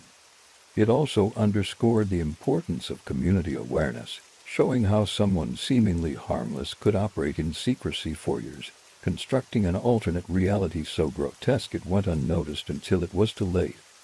Decades later, Ed's name remains synonymous with horror. His farmhouse may be gone, his belongings scattered, and his grave unmarked, but his story continues to cast a long shadow. It serves as a reminder of how fragile the boundaries are between fantasy and reality, sanity and delusion, isolation and destruction. But as unsettling as Ed's story is, history holds other tales just as chilling, stories of people who hid unimaginable darkness behind ordinary lives. Where Ed lived in near-total seclusion, other predators walked among their neighbors undetected, blending into communities far larger than Plainfield's. One such man lived thousands of miles away in Los Angeles, California. To his neighbors, he was a friendly mechanic, a family man, someone entirely unremarkable. For decades, he managed to keep his secret hidden while leaving behind a trail of victims. When investigators finally uncovered his crimes, they realized he had been killing for 25 years. Pausing for nearly a decade before striking again, the newspapers called him the Grim Sleeper. In the heart of South Los Angeles, during the late 1980s, a quiet terror began to spread. Women were disappearing, bodies were being discovered in alleyways and vacant lots, and the community felt the presence of an invisible predator stalking its streets. At first, these killings seemed unconnected, tragic but random, dismissed as isolated incidents in a neighborhood already struggling with poverty, crime, and limited police resources. No one yet realized that behind the ordinary facade of a friendly mechanic named Lonnie Franklin Jr., one of the most elusive serial killers in American history was hiding in plain sight. Between 1985 and 1988, the first wave of killings struck South Los Angeles. The victims were almost always young African American women, many of them marginalized and living on the edges of society.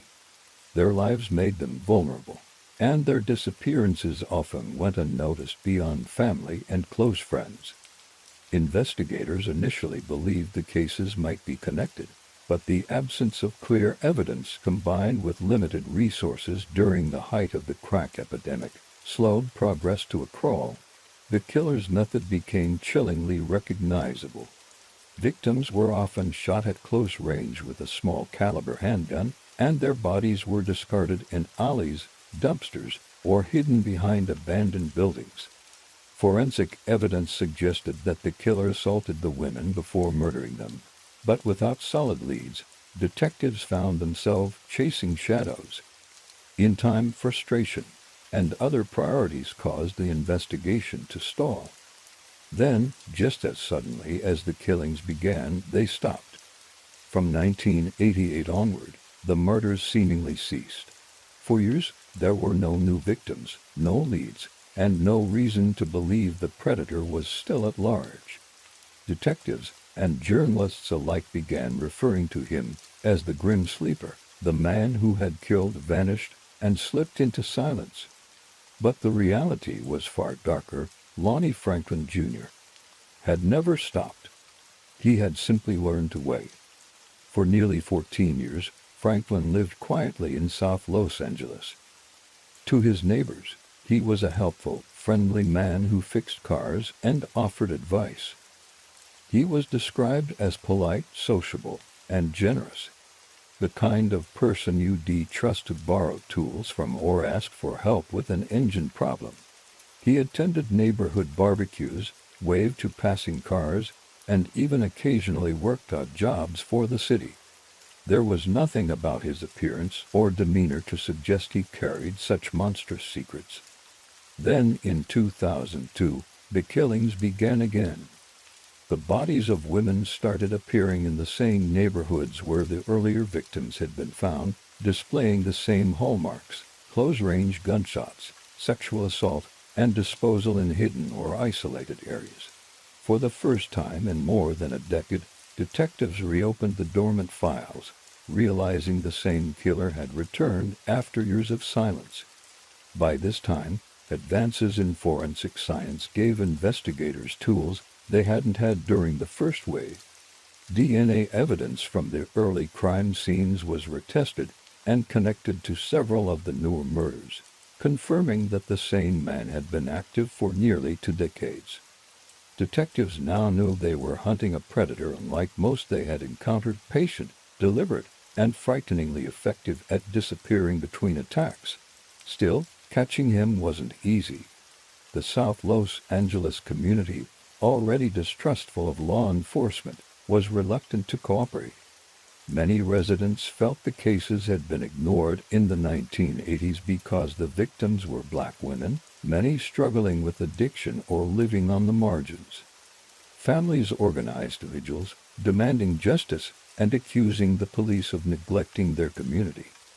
The tension between investigators and residents grew as pressure mounted to stop the killer before he struck again. The breakthrough finally came in 2010, not through traditional detective work, but through science. Investigators obtained DNA from the crime scenes and entered it into a growing national database. There was no direct match, but a partial match surfaced unexpectedly. A young man arrested on an unrelated weapons charge shared significant DNA markers with the unknown killer. That man was Christopher Franklin, the son of Lonnie Franklin Jr. Using a process called familial DNA searching, detectives closed in on Lonnie. Undercover officers staged a fake birthday party at a local pizza parlor, where they secretly collected utensils, cups, and leftover food from Franklin's table. The DNA recovered matched perfectly to the evidence from multiple murders across decades. After 25 years of killing and hiding in plain sight, Lonnie Franklin Jr. was arrested on July 7, 2010. The arrest sent shockwaves through Los Angeles. Neighbors were stunned, struggling to reconcile the image of the friendly mechanic with the monster described in court documents. Some recalled odd moments, the darkened garage, the late-night tinkering, the unexplained absences, but no one had ever suspected the quiet man living among them was responsible for at least 10 confirmed murders and possibly dozens more. When investigators searched Franklin's home, they made a discovery that deepened the horror. Inside a small storage room, they found hundreds of photographs and videos of women, many unidentified, some believed to be additional victims. Some families who had lost daughters decades earlier finally recognized their faces among the images, while others remain unknown to this day, their identities swallowed by time. In 2016, after one of the longest and most complex serial killer investigations in California's history, Franklin was convicted of 10 counts of murder and 1 count of attempted murder. The courtroom was filled with family members of victims, many of whom had waited decades for justice. In their statements, they described lives shattered, unanswered questions, and the quiet devastation of knowing the killer had lived among them for so long without suspicion. Lonnie Franklin, Jr. was sentenced to death, but he would never face execution.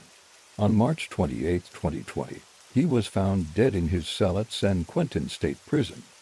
Officials ruled out foul play, but the exact cause of his death remains unclear. The story of the Grim Sleeper is one of patience, concealment, and systemic failure. For decades, a predator lived in the heart of a vibrant community, hiding behind friendliness and routine while exploiting the vulnerabilities of his victims and the blind spots of the institutions meant to protect them. His sleep between killings wasn't a pause, it was a strategy, a chilling display of self-control that allowed him to avoid capture for nearly 3 decades. The case also forced Los Angeles to confront uncomfortable truths about inequality, race, and justice. Many families argue that if the victims had come from wealthier, whiter neighborhoods, the response would have been faster and stronger. In the years following Franklin's conviction, advocacy groups successfully pushed for reforms in how missing persons cases and violent crimes are investigated, particularly within marginalized communities. But the images found in Franklin's home remain perhaps the most haunting legacy of the case. Among the hundreds of photographs are dozens of unidentified women, their stories still untold, their families possibly still searching for them. For detectives and families alike, the unanswered questions linger. How many more were there? How long had Franklin planned his killings? And how many times had he walked past investigators, neighbors, and friends carrying his secret in silence? Even in death, the Grim Sleeper's shadow stretches long over Los Angeles. His crimes remind us that evil doesn't always look like a monster. Sometimes it looks like the quiet man fixing cars down the street, sharing a laugh at a barbecue, or offering help with a flat tire. Sometimes it looks ordinary. And yet, as horrifying as this story is, there are others just as dark, cases where obsession, isolation, and hidden compulsions transformed quiet individuals into figures of lasting infamy. Before the Grim Sleeper, before modern DNA databases and high-tech forensic tools, another man in rural Wisconsin built a nightmare in his own home, undetected for years. His name was Gein, and his story would inspire some of the most haunting legends in American history.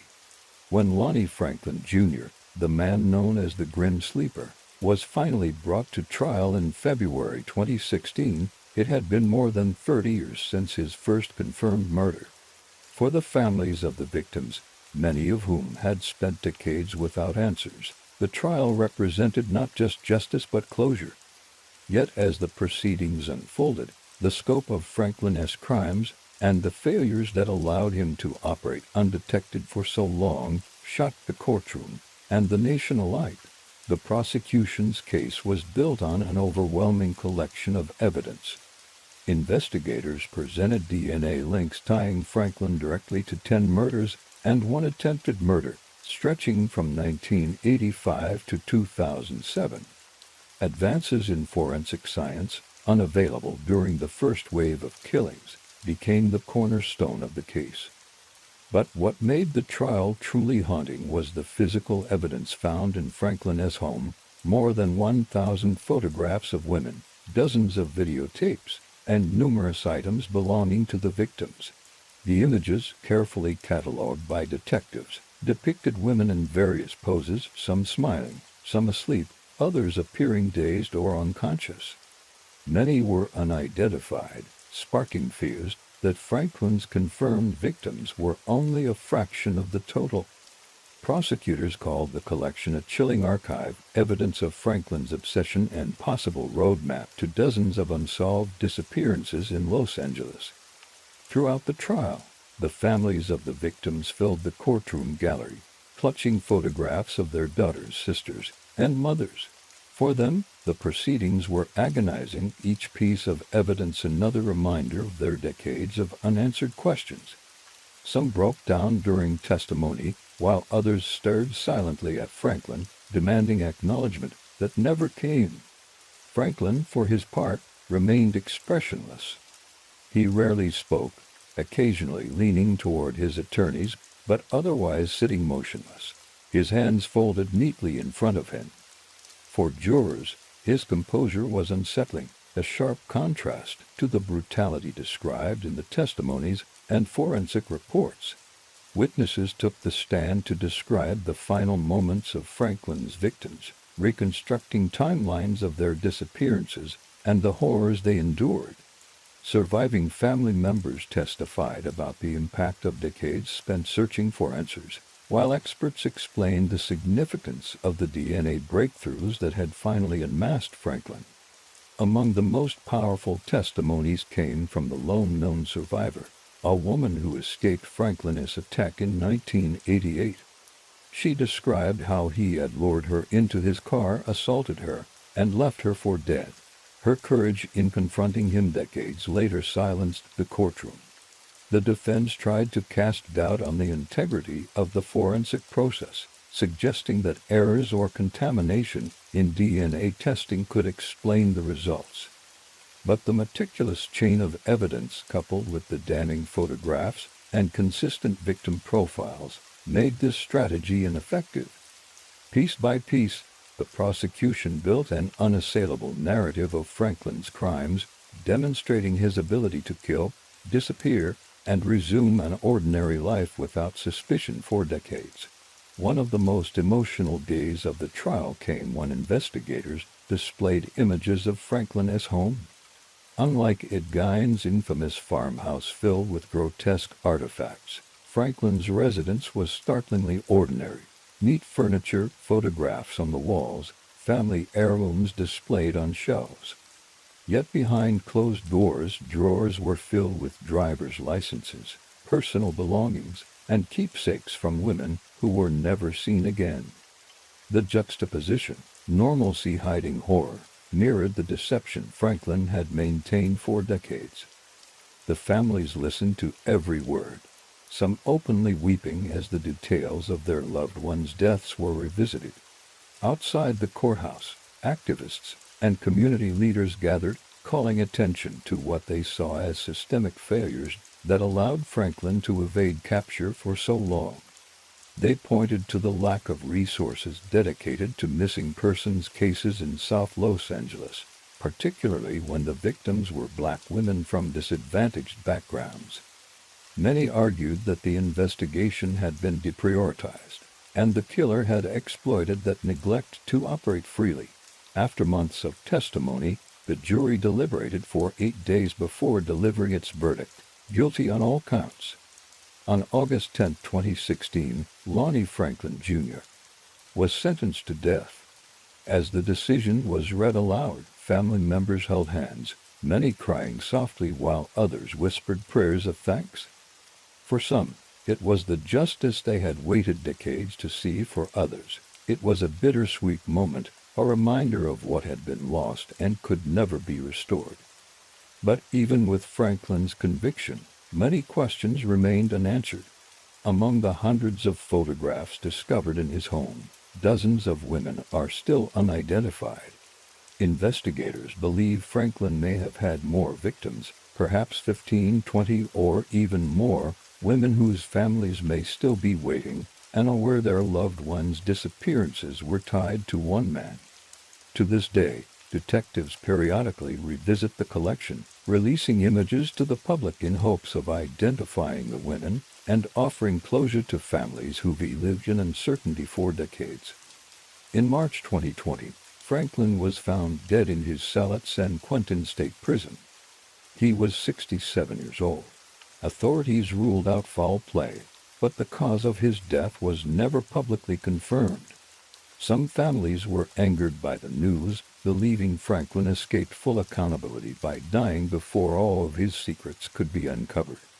Others felt relief, viewing his death as a final end to a nightmare that had lasted more than 3 decades. The Grin Sleeper case exposed more than just the crimes of one man. It revealed failures in the justice system, systemic inequalities, and the danger of dismissing marginalized victims. It showed how predators can thrive when patterns are ignored, resources are limited, and communities lose trust in law enforcement. More importantly, it reminded the world that evil often hides behind ordinary smiles and familiar faces. As the families of Franklin S. confirmed, victims continue to advocate for the identification of the women in those photographs. Los Angeles carries the weight of lessons learned too late.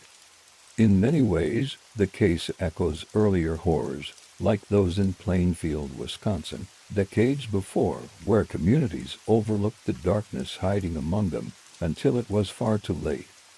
And that brings us back to the quiet farmhouse, where the story of Ed Gein unfolded, a reminder that history doesn't repeat itself in the same way, but the patterns of secrecy, obsession, and concealed violence remain hauntingly familiar. Because sometimes the most terrifying monsters are the ones you think you know.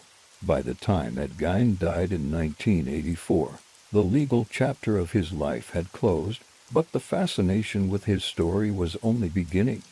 His crimes had left a permanent scar not only on Plainfield, Wisconsin, but on American culture itself. Even after decades, investigators, criminologists, and journalists returned to the case repeatedly, uncovering fragments of his life and peeling back layers of secrets that had remained hidden for years. Inside mental institutions, Ed lived quietly, but his mind remained a subject of endless study. Psychiatrists concluded that his pathology was unlike almost anything documented before. His attachment to his mother, Augusta, went beyond dependence. It bordered on worship. He saw her as both protector and tormentor, the embodiment of purity yet the source of his deepest fears. When she died, Ed's world fractured. In Augusta's absence, he became consumed by a desperate need to bring her back, constructing an internal fantasy world where death, identity, and intimacy merged in deeply disturbing ways. The infamous skin suits were perhaps the most chilling manifestation of this obsession. Investigators revealed that Ed wasn't just crafting masks or objects for trophies. He intended to wear these suits, believing he could become the women he admired, relive his mother's presence, and reconnect with what he had lost. It wasn't about power over his victims in the way traditional serial killers seek dominance. It was about transformation and delusion, rooted in a mind consumed by grief and psychosis. Even so, many investigators remained unconvinced that Ed asked to confirm murders. Mary Hogan in 1954 and Bernice Worden in 1957 told the whole story. The sheer number of remains found in his farmhouse raised disturbing questions. While Ed claimed that most came from grave robberies, the precision of the dismemberments, the preservation of certain body parts, and the careful selection of materials hinted at something deeper. Several cold cases involving missing women from nearby counties were quietly re-examined in the years following his arrest, but without modern DNA techniques, the questions remained unresolved. Plainfield, meanwhile, struggled to rebuild its identity. In the years after Ed's crimes became public, the town became an unintended tourist destination. Busloads of curiosity seekers came to see the site where the farmhouse once stood before its destruction in 1958. Local residents grew resentful, refusing interviews and guarding the cemetery where Ed and many of his victims were buried. Generations later, the tension lingers. Plainfield never truly escaped the shadow it cast. What makes the Gein case enduringly terrifying isn't just the grotesque details, but the subtlety of his disguise. Unlike killers who draw suspicion with erratic behavior, Ed blended into his surroundings with unsettling ease. He repaired neighbors' fences, shared quiet conversations in local diners, and attended community events. He was eccentric, yes, but no one saw him as dangerous. That ability to hide in plain sight, to live among ordinary people while quietly building a world of horror, is what continues to unsettle criminologists and historians alike. In 1960, Alfred Hitchcock's Psycho brought Ed's story to the big screen, transforming it into cultural myth. While Norman Bates was fictional, audiences recognized the echoes of Plainfield's lonely handyman. Over the years, other portrayals, Leatherface in the Texas Chainsaw Massacre and Buffalo Bill in The Silence of the Lambs, turned fragments of Ed's reality into archetypes of horror. Yet, as sensationalized as these depictions were, they only scratched the surface of the tragedy behind the case. Forgotten victims, devastated families, and a community unable to heal. When Ed died in 1984, his grave in Plainfield Cemetery quickly became another point of morbid fascination. Vandals repeatedly chipped away pieces of his gravestone until it was removed entirely, leaving the burial site unmarked. The missing gravestone was recovered in 2001, thousands of miles away in Seattle, but by then, its absence had become symbolic. For many, removing the marker was a way of erasing Ed from the landscape, an attempt to reclaim Plainfield's dignity from decades of unwanted attention. And yet, Ed's name refuses to fade from memory. His case reshaped forensic psychology and investigative techniques, highlighting the dangers of isolation and treated psychosis and obsessive fixation. It revealed how easily darkness can hide in familiar places, not only in small towns like Plainfield but in every quiet street where neighbors trust one another without question. But Ed's story is only part of a larger tapestry of American true crime. Decades later, on the opposite side of the country, another man would create his own private world of horror. Where Ed hid his darkness in isolation, this man concealed his beneath an ordinary suburban life. He lived among neighbors, raised a family, and blended seamlessly into his community while carrying out a campaign of terror that stretched across 25 years. Unlike Ed, he didn't vanish into obscurity. He hunted in silence, disappeared for years, and then returned as though nothing had happened. By the time Ed Gein died on July 26, 1984, at the age of 77, his physical presence on Earth came to an end, but his shadow stretched far beyond the boundaries of Plainfield, Wisconsin. What had started as a small-town investigation in 1957 became one of the most studied, mythologized, and disturbing criminal cases in American history. Ed's death from respiratory failure at the Mendota Mental Health Institute marked the close of a legal story, but it did nothing to dim the fascination surrounding it. Nor did it bring peace to the families of those whose remains were found in his farmhouse. The days following his death were marked by quiet tension in Plainfield. There were no vigils, no flowers left at his unmarked grave, no mourners outside the hospital where he passed. To most residents, Ed's passing was not something to commemorate, but something to finally forget. Yet, The media descended once again, reigniting conversations the town had avoided for decades. Television crews revisited the crime scene photographs, archival interviews, and testimonies that had shocked the nation in 1957. It became clear that, while Plainfield wanted closure, the rest of the country would never let go of the butcher of Plainfield. In Plainfield Cemetery, where Ed was quietly buried next to his family, visitors came in waves. Some arrived out of morbid curiosity, while others came seeking understanding, hoping proximity to the man's resting place would answer questions about what could drive an ordinary-seeming man to such extremes. For years, his gravestone became a bizarre attraction, chipped away piece by collectors seeking souvenirs. Finally, in 2000, the headstone was stolen entirely and recovered a year later in Seattle. The county decided not to restore it. Today, Ed's grave remains unmarked, swallowed by grass and memory, hidden intentionally from the public.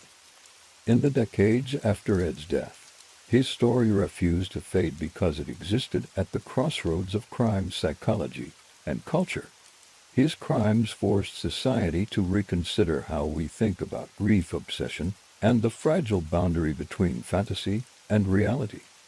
Unlike many other killers of his era, Ed's motives were not rooted in sadism or power but in an inability to let go of the one person who defined his life, his mother, Augusta. Psychologists described Ed as a textbook case of extreme attachment disorder compounded by schizophrenia, a man whose obsessions had merged so fully with his sense of identity that he built a distorted world where the impossible, bringing back the dead, felt achievable. And yet, despite decades of study, Ed remains an enigma. To this day, no one truly knows how many lives his obsessions touched. Officially, investigators tied him to the murders of Mary Hogan and Bernice Worden, but dozens of unidentified remains discovered in his farmhouse suggested a much darker reality. Without modern DNA testing, many mysteries surrounding those artifacts remain unresolved. Were there more victims? Were their disappearances never reported? Forensic experts suspect the answer is yes, but definitive proof will never be found. The cultural influence of Ed's story became as enduring as the case itself. His crimes inspired characters that defined entire genres. Norman Bates in Alfred Hitchcock's Psycho 1960, Leatherface in the Texas Chainsaw Massacre 1974, and Buffalo Bill in The Silence of the Lambs 1991. These fictional creations, while amplified for cinematic terror, carried the essence of Ed's pathology, the loneliness, the distorted family bonds, the horrifying acts concealed beneath an ordinary exterior. Through these films and countless documentaries, Ed's name became synonymous with horror, cementing him in the cultural consciousness as both a cautionary tale and a symbol of hidden darkness. But outside the movies, real lives were destroyed, and real families were left without answers. For Plainfield's residents, every documentary release, every true crime podcast, every rehashed headline reopened wounds. Locals avoided interviews, avoided discussing the case publicly, and, in many instances, avoided the cemetery where Ed rested entirely. Time softened little for them.